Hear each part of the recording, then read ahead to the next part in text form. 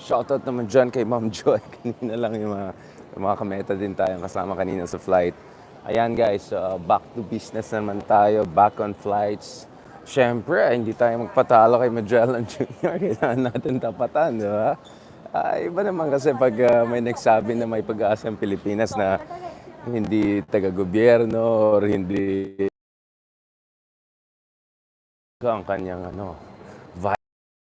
ito na mga kamay back on the road again for some speaking engagements, God willing. So, medyo in a different direction naman tayo. Kung to the north naman, medyo to the south naman tayo ng konti ngayon. Pag-usapan natin, middle powers, Southeast Asia, standing up to China, bullying ng China, middle powers working together.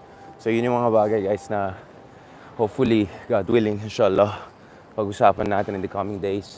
So, dun sa mga kaibigan natin sa major cities, mga kakiwis natin dyan sa New Zealand, diba?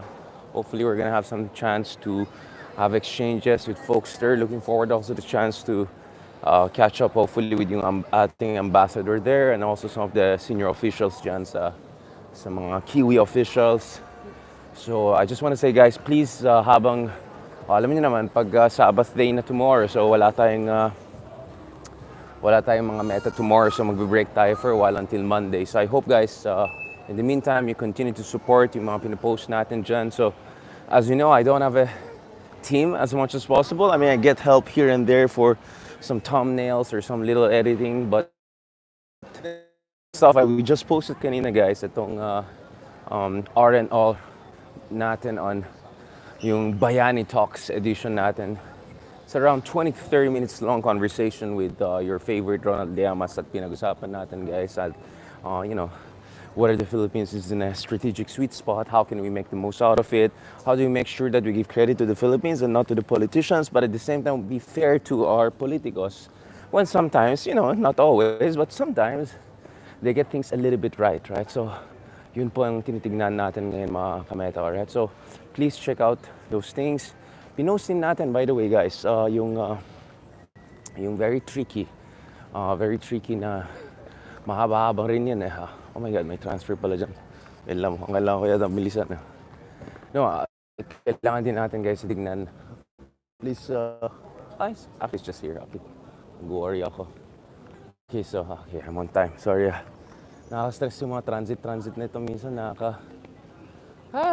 Kung saan na-traumatize kasi ako guys dun sa yung flight na na-miss ko sa Norwegian Airlines noon nung papunta sa Stockholm from Copenhagen, and then yung isang araw naman na-miss natin yung flight guys na papuntang San Francisco to Texas, no? So medyo traumatized tayo kaya umabol-habol ako dito, but in the meantime guys, please continue to support yung mga ginagawa natin, yung mga pinopost natin dyan. Ako nag-edit mismo yung episode natin with sila Kristan and si Mark Gamboa.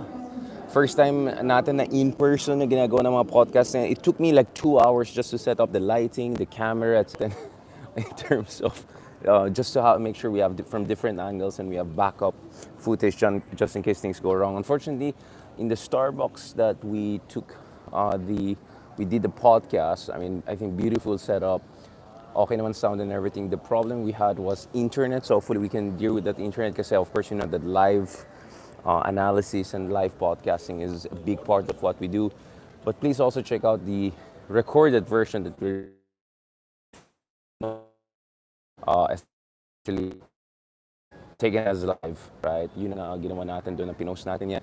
Check out also of course later tonight, ipopostin natin interviews natin with attorney Star Lamparo, really veteran lawyer, former prosecutor, someone who took and mahina din yung internet. Hindi kami sisingit din sana natin guys itong mga highlights ng mga discussion natin with Kristan, with Mark Gamboa, and then of course the other parts of yung mga recorded interviews natin with bossing Ronald Llamas. I'll try to, time zone issues will be a bit tricky kasi I'll be ahead of Philippine time kasi in the other direction tayo.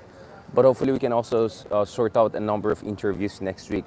Of course, kasama dyan yung mga paborito niyong mga guests natin. But my hope is over the coming weeks and months, God willing, we'll have diversified sets of people to talk to, including professors from here in Singapore, professors from New Zealand, professors, of course, from United States, experts from all around the world because yun nga, pang international talagang charot natin. As much as, of course, we want to talk about local issues in the Philippines, right? I think seeing that nexus is very important. For some reason, unfortunately, hindi tumutugma masyado yung schedule natin with si Leloy Claudio. Professor Claudio is quite busy. Mahirap din kasi yung Berkeley, California time. 15 hours behind. So hopefully we'll arrange something also before the end of month with sila Leloy. I'm also trying to arrange in-person interviews with a couple of interesting politicos. Quote-unquote interesting. I don't know, baka si Mang Johnny rin, si JP, kung makaswerte tayo, baka ma-arrange din natin ang interview na ganun. Because I think it's important for different views and opinions. We will examine them and we'll interrogate them. And of course, yun na naman my stance on issues much closer to Justice Carpio in terms of interpretation of international law, much closer to Attorney J. Batumbaka when it comes to how we should approach the West Philippine Sea disputes. Alam niyo, pasensya na, medyo intermittent din pa lang. Pati pala sa Singapore, medyo malang. Anyway, so guys, tuloy-tuloy lang yan. So in the meantime, thank you so much again for a fantastic week. Medyo napagod ako, I'll be honest. Medyo na-drain ako. Kahapon was just...